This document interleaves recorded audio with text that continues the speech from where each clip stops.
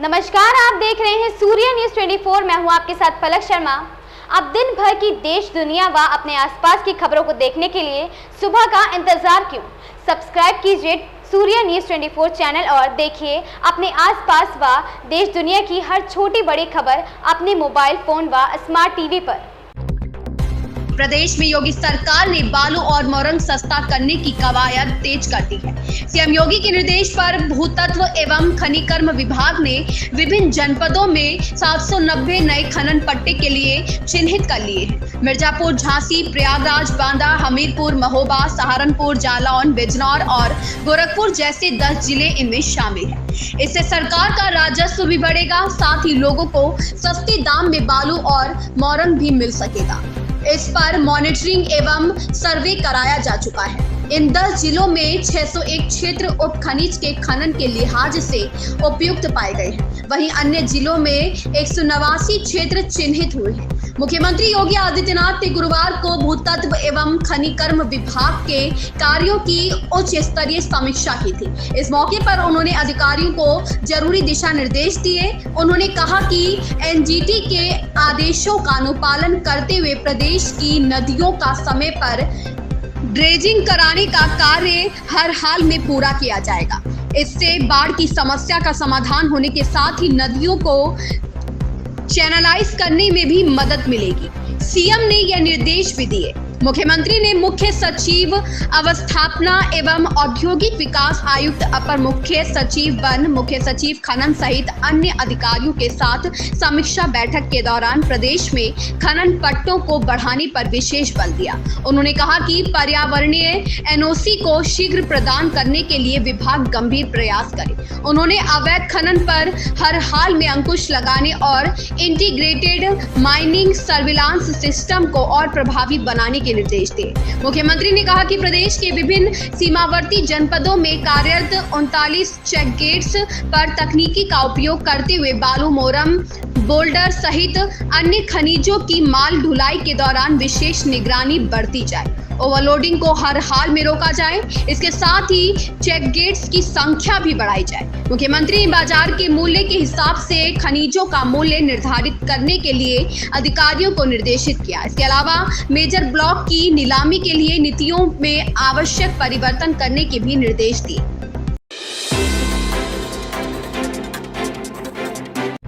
राजधानी में एम्बुलेंस के 30 मिनट बाद भी न पहुंचने पर अस्पताल जा रही गर्भवती महिला के राजभवन के गेट नंबर 13 के सामने बच्चे को जन्म देने के मामले में समाजवादी पार्टी ने भाजपा सरकार पर हमला बोला है। सपा प्रमुख और पूर्व मुख्यमंत्री अखिलेश यादव व सपा के राष्ट्रीय महासचिव शिवपाल यादव ने प्रदेश की बदहाल स्वास्थ्य व्यवस्था पर सरकार को घेरा। प्रमुख सचिव को इस मामले की जाँच सौंपी गयी। डिप्टी सीएम ब्रजेश पाठक अपनी गाड़ी पर बैठाकर पीड़ित पिता को लेकर नवजात के भ्रूण के शव को दफन करवाने गए। ब्रजेश पाठक ने कहा कि पीड़ित की हर संभव मदद की जा रही है। वीरांगना झलकारी बाई महिला चिकित्सालय में महिला को भर्ती कराया गया है। इलाज चल रहा है और महिला स्वस्थ है। उन्होंने कहा पूरे मामले में जो भी दोषी पाया जाएगा उसके खिलाफ सख्त कार्रवाई की जाएगी। जाँच के आदेश दे दिए गए हैं। अखिलेश यादव ने योगी आदित्यनाथ सरकार पर हमलावर होते हुए प्रदेश की बदहाल स्वास्थ्य व्यवस्था पर ट्वीट कर कहा कि एक तो उप्र की राजधानी लखनऊ, उस पर राजभवन के सामने, फिर भी एम्बुलेंस के ना पहुंचने की वजह से एक गर्भवती महिला को सड़क पर शिशु को जन्म देना पड़ा। मुख्यमंत्री जी इस पर कुछ बोलना चाहेंगे या कहेंगे? हमारी भाजपाई राजनीति के लिए बुलडोजर जरूरी है, जनता के लिए एम्बुलेंस नहीं। शिवपाल यादव ने ट्वीट कर प्रदेश सरकार पर हमला बोलते हुए कहा कि सूबे की स्वास्थ्य व्यवस्था अपने लाख विज्ञापनों व दावों के बावजूद वेंटिलेटर पर है। एम्बुलेंस न मिलने पर रिक्शे से अस्पताल जा रही गर्भवती महिला को राजभवन के पास सड़क पर प्रसव के लिए मजबूर होना पड़ा। तो यह पूरी व्यवस्था के लिए शर्मनाक बात सूबे के स्वास्थ्य व्यवस्था की असल हकीकत है।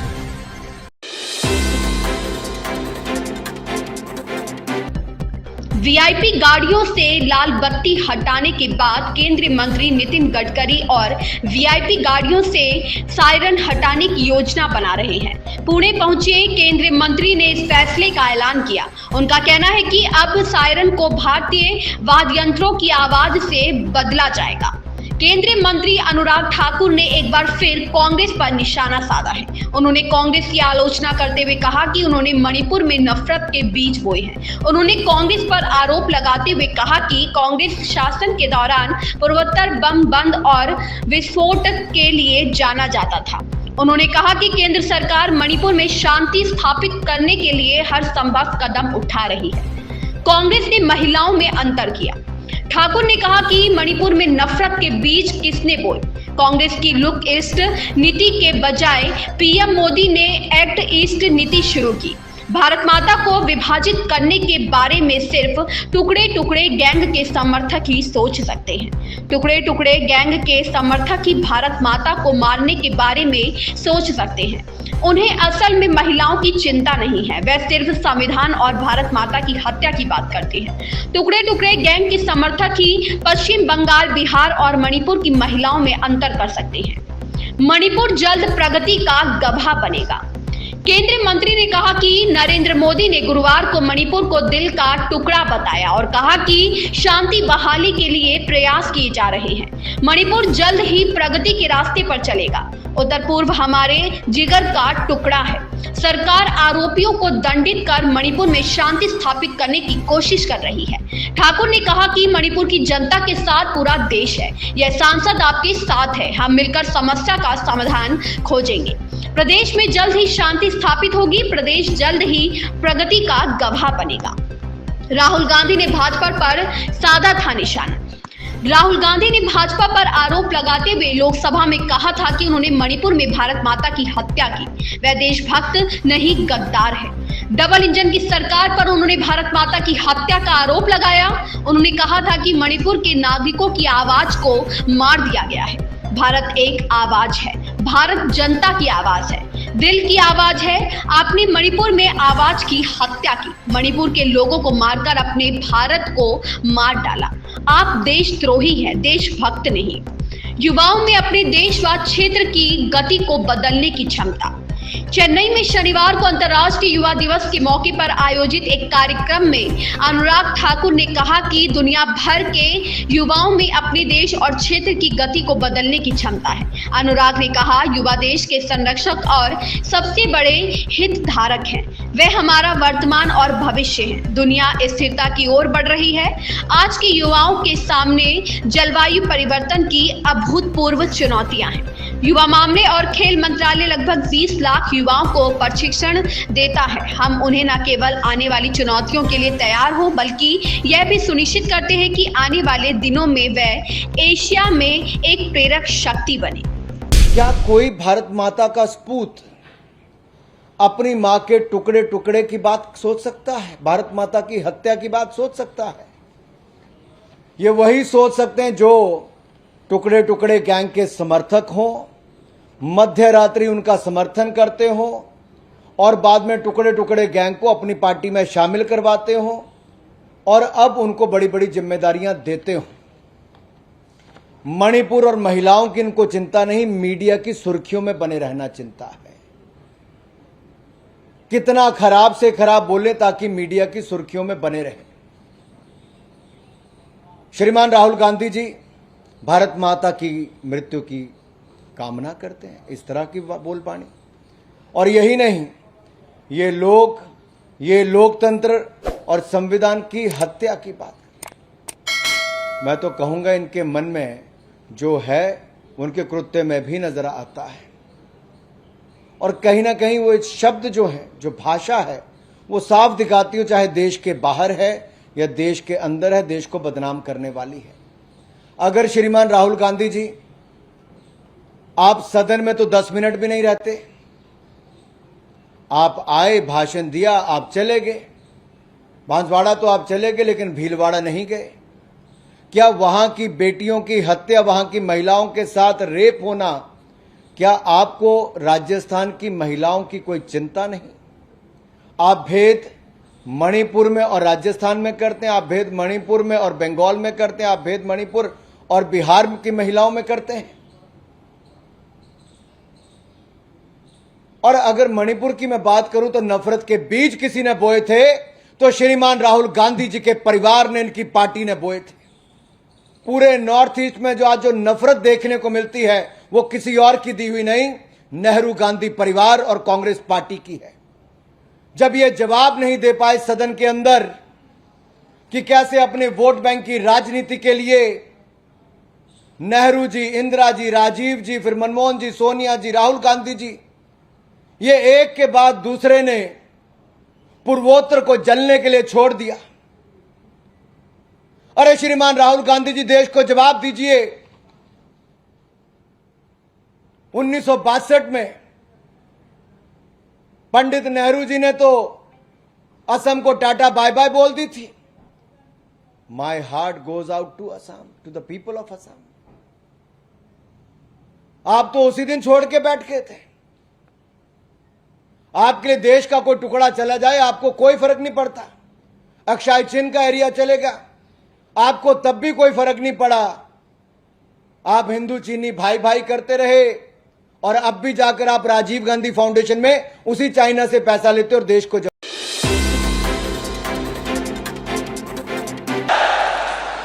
भारत माता की कार्यक्रम में उपस्थित मध्य प्रदेश के राज्यपाल श्रीमान मंगूभाई पटेल,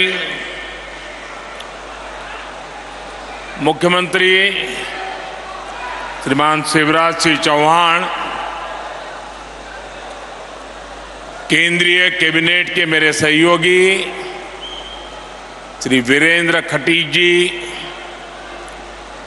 ज्योतिरादित्य सिंधिया जी, प्रहलाद पटेल जी,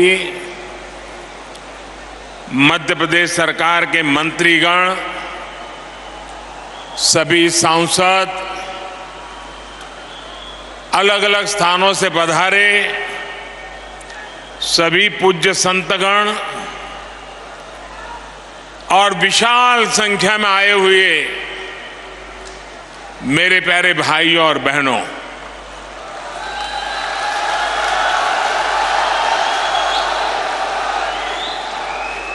सागर की धरती, संतों का सानिध्य, संत रविदास जी का आशीर्वाद और समाज के हर वर्ग से, हर कोने से इतनी बड़ी संख्या में आशीर्वाद देने के लिए आए हुए आप सब महानुभाव, आज सागर में समरसता का महासागर उमड़ा हुआ है।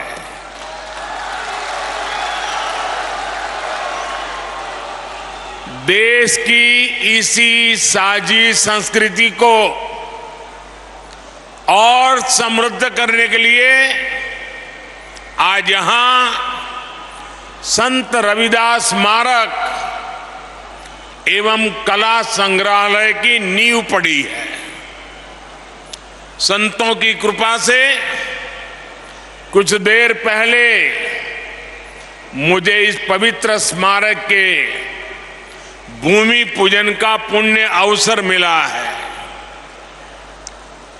और मैं काशी का सांसद हूं और इसलिए ये मेरे लिए दोहरी खुशी का अवसर है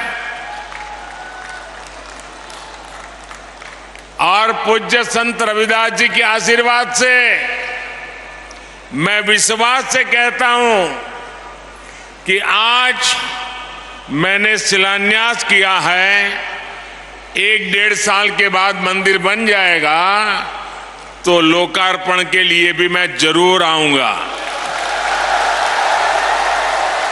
और संत रविदास जी मुझे यहां अगली बार आने का मौका देने ही वाले हैं। मुझे बनारस में संत रविदास जी की जन्मस्थली पर जाने का कई बार सौभाग्य मिला है और अब आज मैं यहां आप सबके सानिध्य में हूं। मैं आज सागर की इस धरती से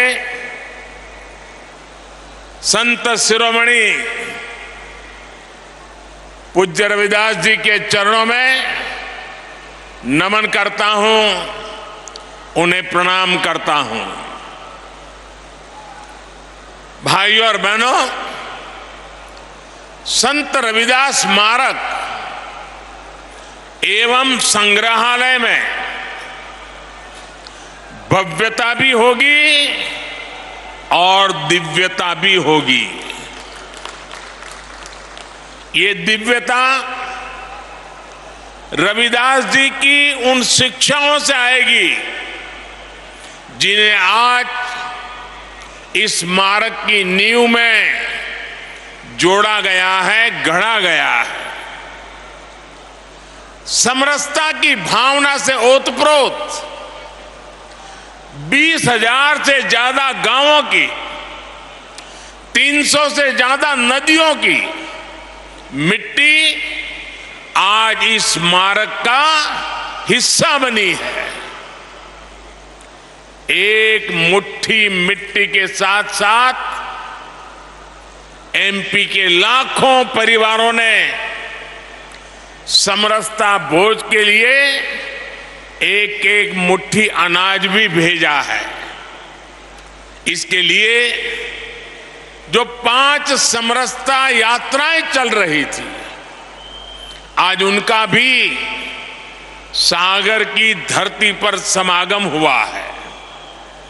और मैं मानता हूं कि ये समरसता यात्राएं यहां खत्म नहीं हुई हैं, बल्कि यहां से सामाजिक समरसता के एक नए युग की शुरुआत हुई है।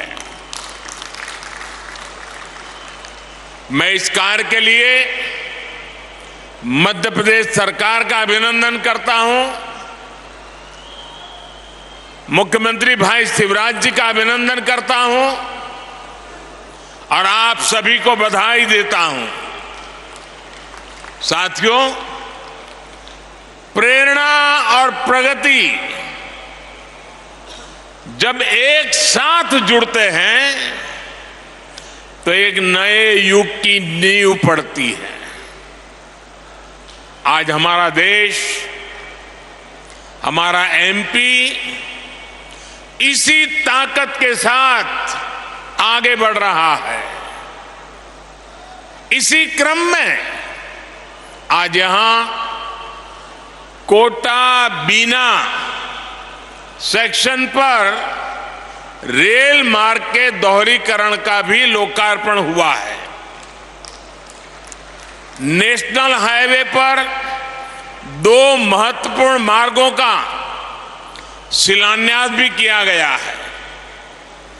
विकास के ये काम सागर और आसपास के लोगों को बेहतर सुविधा देंगे।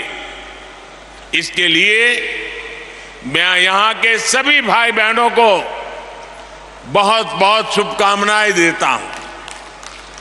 साथियों, संत रविदास स्मारक और संग्रहालय की नींव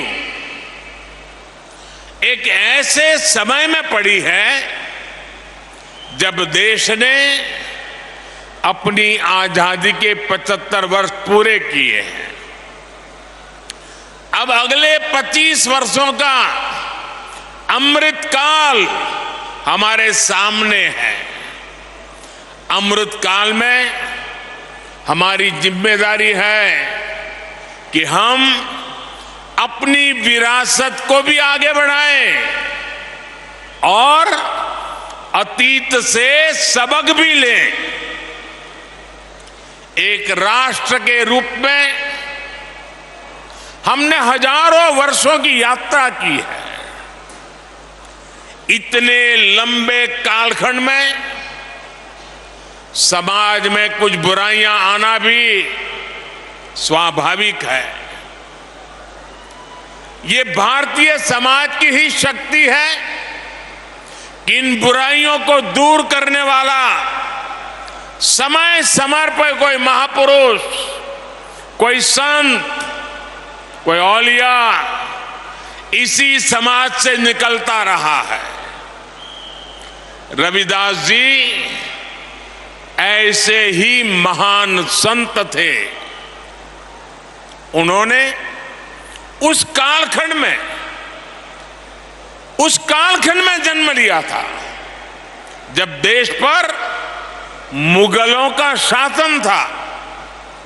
समाज अस्थिरता, उत्पीड़न और अत्याचार से जूझ रहा था।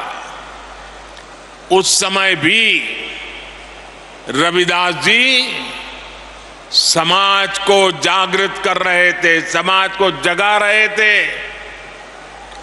वो उसे उसकी बुराइयों से लड़ना सिखा रहे थे। संत रविदास जी ने कहा था, जात पात के फेर मही, जात पात के फेर मही, उर्जी रही सब लोग, मनुष्यता को खात हुई, रैदास जात कर रोग। अर्थात सब लोग जात पात के फेर में उलझे हैं और ये बीमारी मानवता को खा रही है। वो एक तरफ सामाजिक कुरीतियों के खिलाफ बोल रहे थे तो दूसरी तरफ देश की आत्मा को झकझोर रहे थे। जब हमारी आस्थाओं पर हमले हो रहे थे, हमारी पहचान मिटाने के लिए हम पर पाबंदियां लगाई जा रही थी, तब रविदास जी ने कहा था, उस समय मुगलों के कालखंड में, ये हिम्मत देखिए, ये राष्ट्रभक्ति देखिए। रविदास जी ने कहा था, पराधीनता पाप है, जान लेहु रे मीत, रैदास पराधीन सो, कौन करे है प्रीत। यानी पराधीनता सबसे बड़ा पाप है। जो पराधीनता को स्वीकार कर लेता है, उसके खिलाफ जो लड़ता नहीं है, उससे कोई प्रेम नहीं करता। एक तरह से उन्होंने समाज को अत्याचार के खिलाफ लड़ने का हौसला दिया था। इसी भावना को लेकर छत्रपति वीर शिवाजी महाराज ने हिंदवी स्वराज की नींव रखी थी। यही भावना आजादी की लड़ाई में लाखों लाख स्वाधीनता सेनानियों के दिलों में थी और इसी भावना को लेकर आज देश गुलामी की मानसिकता से मुक्ति के संकल्प पर आगे बढ़ रहा है। कांग्रेस अध्यक्ष मल्लिकार्जुन खड़गे ने प्रधानमंत्री नरेंद्र मोदी पर निशाना साधते हुए रविवार को आरोप लगाया कि केंद्र सरकार ने देश की स्वास्थ्य प्रणाली को बीमार बना दिया है और अखिल भारतीय आयुर्विज्ञान संस्था एम्स जैसे अस्पताल भी चिकित्सकों एवं अन्य कर्मियों की कमी की समस्या से जूझ रहे हैं। खड़गे के आरोप पर केंद्रीय स्वास्थ्य मंत्री मनसुख मंडाविया ने पलटवार करते हुए खंडन किया। शिवसेना यूबीटी नेता संजय राउत ने रविवार को एक दिन पहले पुणे में राष्ट्रवादी कांग्रेस पार्टी के संस्थापक शरद पवार और महाराष्ट्र के उप मुख्यमंत्री अजीत पवार के बीच हुई गुप्त बैठक को ज्यादा तवज्जो नहीं दिया।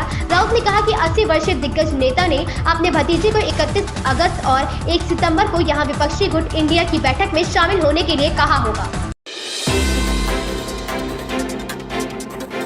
प्रधानमंत्री नरेंद्र मोदी ने अपने सोशल मीडिया अकाउंट की प्रोफाइल पिक्चर बदलकर राष्ट्रध्वज तिरंगे की तस्वीर लगा दी है। उन्होंने देश के लोगों से भी तिरंगा महोत्सव मनाने के लिए एक आंदोलन के रूप में ऐसा ही करने की अपील की। पीएम मोदी ने रविवार को हर घर तिरंगा अभियान का हिस्सा बनने की अपील की। कहा कि आइए हम अपने सोशल मीडिया अकाउंट की प्रोफाइल बदलें और इस अनूठे प्रयास को समर्थन दें जो हमारे प्यारे देश और हमारे बीच के बंधन को गहरा करेगा।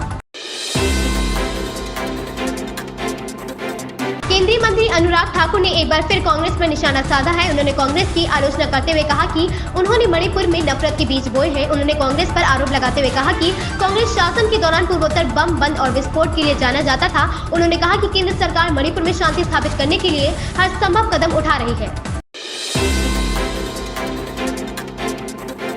केंद्रीय मंत्री नितिन गडकरी ने पुणे के चांदनी चौक फ्लाईओवर का उद्घाटन किया। इस दौरान उन्होंने एक सभा को संबोधित किया। उन्होंने कहा कि ध्वनि प्रदूषण विचारणीय है, इसे नियंत्रित करना बेहद महत्वपूर्ण है। मैं भाग्यशाली हूं कि मुझे वीआईपी गाड़ियों से लाल बत्ती हटाने का मौका मिला है। मैं अब वीआईपी गाड़ियों से सायरन खत्म करने की योजना बना रहा हूं। उन्होंने कहा कि मैं चाहता हूं कि हॉर्न सायरन की आवाज को भारतीय वाद्य यंत्रों के मधुर संगीत से बदला जाए। पंजाब के शिक्षा मंत्री हरजोत सिंह बैस ने अपने सोशल मीडिया अकाउंट पर सरकारी स्कूलों की फोटो शेयर की, जिस पर प्रतिक्रिया देते हुए दिल्ली के सीएम अरविंद केजरीवाल ने जमकर तारीफ की। अरविंद केजरीवाल ने कहा कि पंजाब में सरकारी स्कूलों के नए शिक्षाकर्मी और कक्षाएं प्रमाण है कि अब पंजाब भी शिक्षा की क्रांति को साक्षात्कार कर रहा है। पंजाब के शिक्षा मंत्री हरजोत सिंह बैस ने ट्वीट करते हुए लिखा, पंजाब में 10,000 नई कक्षाएं विकसित की जा रही हैं और मौजूदा 10,000 कक्षाओं को समान तर्ज पर रूपांतरित किया जा रहा है।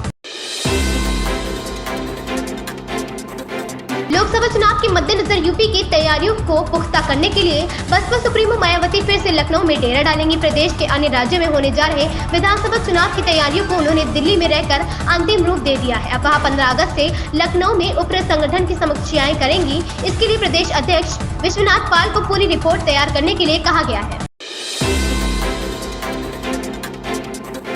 संसद में दरभंगा AIIMS को लेकर दिए गए पीएम मोदी के बयान के बाद बिहार में सियासी घमासान बढ़ता जा रहा है। केंद्रीय स्वास्थ्य मंत्री मनसुख मंडाविया और बिहार सरकार के स्वास्थ्य मंत्री तेजस्वी यादव के बीच जुबानी जंग छिड़ गई है। स्वास्थ्य मंत्री को जवाब देते हुए तेजस्वी यादव ने पूछा कि जब दरभंगा एम्स के लिए जमीन ही फाइनल नहीं हुई तो पीएम मोदी ने दरभंगा एम्स खुलने की बात कैसे कर दी। तेजस्वी यादव ने सोशल मीडिया पर केंद्रीय स्वास्थ्य मंत्री मनसुख मंडाविया पर निशाना साधा है। पहाड़ों पर एक बार फिर बदले हुए मौसम की वजह से मौसम विभाग ने अगले कुछ दिनों के लिए बादल फटने की चेतावनी जारी की है। मौसम विभाग के मुताबिक उत्तराखंड, हिमाचल प्रदेश और जम्मू कश्मीर के ऊपरी हिस्से समेत नॉर्थ ईस्ट के कुछ पहाड़ी इलाकों पर साइक्लोनिक परिस्थितियों की वजह से बादल फटने और ज्यादा से ज्यादा बारिश होने का अनुमान लगाया जा रहा है।